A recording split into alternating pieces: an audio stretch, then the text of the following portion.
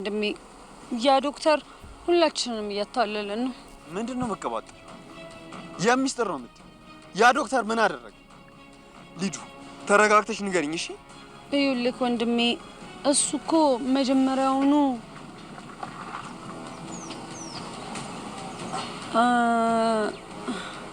አትናገሪም እንዴ?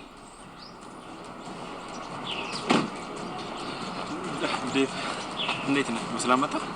አዎ በሰላም መጣሁ። አንተ እንዴት ነህ? እኔ በጣም ደህና ነኝ። ዶክተር ሊዱ ምን እያለችኝ ነው ያለችው? ቆይ ስለምን ሚስጥር ነው የምታወራው? አንተስ ቆይ ለምን ደነገጥክ? መጠገቤ እንዳደርሽ አላልኩሽም? ይኸውልህ ዶክተር ሰማኝ እማዝህን ነገር በጠቅላላ ካላደረክ ባላደርግስ ምን ይፈጠራል? ቆይ አንቺ ልጅ በነጅ ለማሞት ነው እንደዚህ የምትሮጪው? በቃ እሺ ዶክተር አሁኑኑ ከአደይ ጋር ስላደረግከው ብልግና ለዴቭ እነግርልሃለሁ። ህይወትህን ነው የማበላሸው። ሊዱ ቆይ የቤት ነው አይደል የምትሄደው? አዎ እነሱ ጋር ሄጄ ደግሞ ሁሉንም ማየት አለብኝ። እሺ ዴቭ ግን ብቻህን መንገድ ላይ ስትሆን በጣም ተጠንቀቅ እሺ። ሁሉም ነገር አስፈሪ እየሆነ ስለመጣ በጣም እጨነቃለሁ። የኔ ውድ ምንም አታስቢሽ፣ ራሴን እጠብቃለሁ። በዛ ላይ ደግሞ ፈጣሪ አለ፣ እሱ ይጠብቀኛል። እሱማ ልክ ነህ። ሁሉንም ነገር ፈጣሪ ያስተካክለዋል። እሺ ምንም ነገር አታስቢ። በቃ በሀሳብ አትዋጪ። አሁንማ እኮ አንተን ስላገኘሁ ጭንቀቴ ሁሉ ቀለለልኝ። እሱማ እንደቀለልሽ አውቃለሁ። አሁን ግን ማረፍ አለብሽ እሺ? እኔ ምታለም ጋር ልሂድ። እሺ ዴቪዬ እንደደረስክ ደውልልኝ እሺ። ስልክህን እጠብቃለሁ። አታስቢ፣ ገና በሩን እንደረገጥኩ ነው እሺ የምደውልሽ። ቻው በቃ ዴቭ ሰላም ግባ።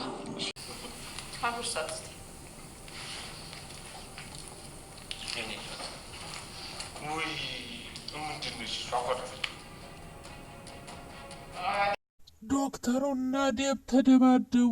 አደይና ዴብም እንግዲህ ሊለያዩ ነው። ይህም ሁሉ ያረገችው ሊዲያ ነች። በግድ ካላፈቀርከኝ ካልሳምከኝ ብላ እንግዲህ የሰው ህይወት በጠበጠች። የሶስት ሰው ህይወት ነው ያበላሸችው ሊዲያ። አንቺ ባለጌ!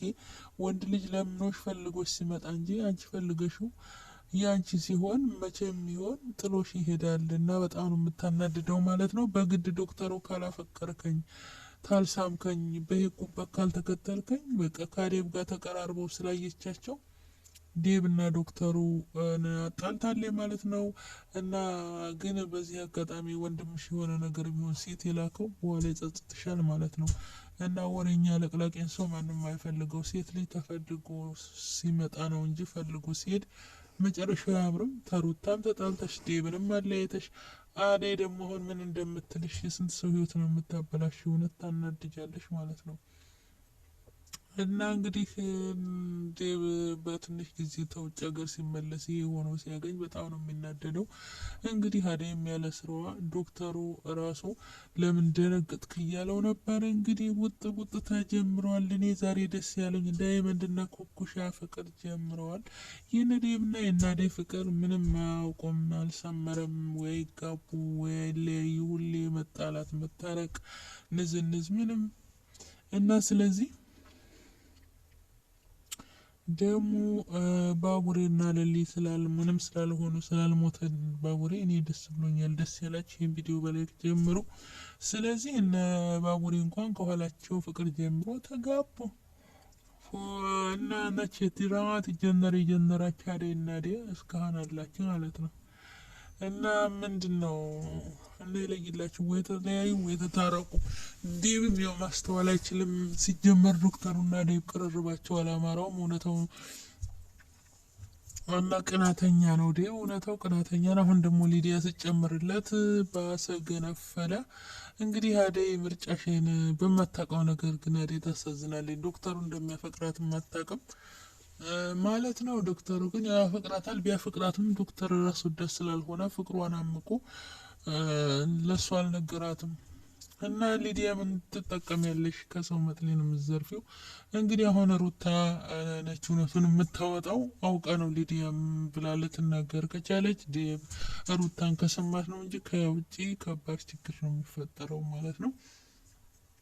የአይጥ ምስክሯ ድንብጥ አይ ያለርፎ አለመቀመጥ ምንም ሲያስቸግራት ፍቅር ወንጀል ውስጥ የገባች እናቷን አልሰማ ብላ ከቤዛ ጋር ገጥማ ራሷን ወንጀል ውስጥ ከተተች። እንግዲህ የቤዛ መጫወቻ ሆና በማየት ፍቅር ደስ ብሎኛል። በሷ ምክንያት ግን ሌሎች ሰዎች መጎዳት የለባቸውም። ዶክተር በፊት በሌሊ ምክንያትም ያን ጊዜ ፍቅር ቤዛ ጋር ነበረች። አሁን ግን እናቷ እንግዲህ እንደታገቱ ምንም የምታውቅ ነገር የለም።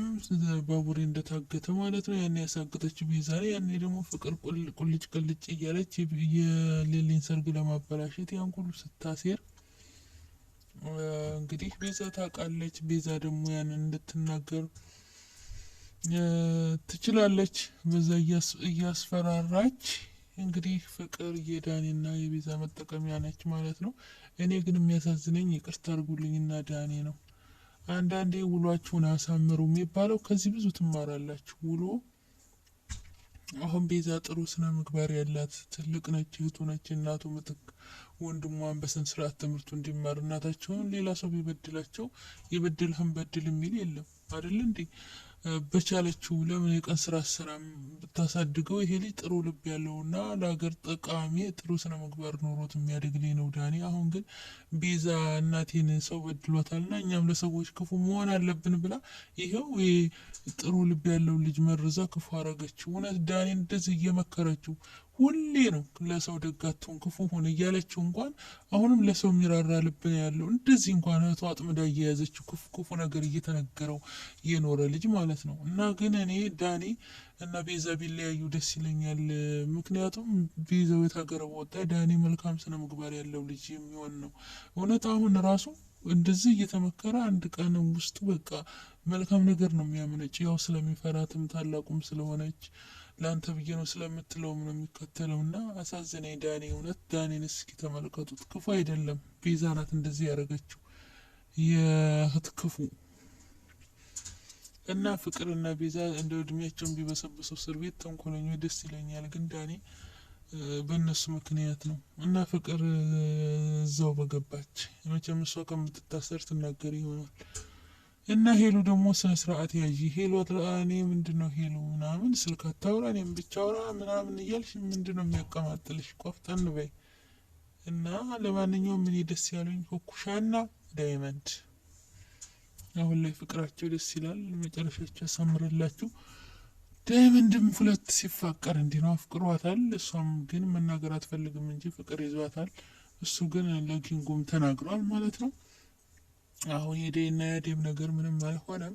እኛም አንጓጓውን ከዚህ በኋላ አብሮ ይሆናሉ ብለን አሁንም የምንፈልገው አጣምሩልን ኩኩሻና ዳይመንድን ዘና ፈታ እንበል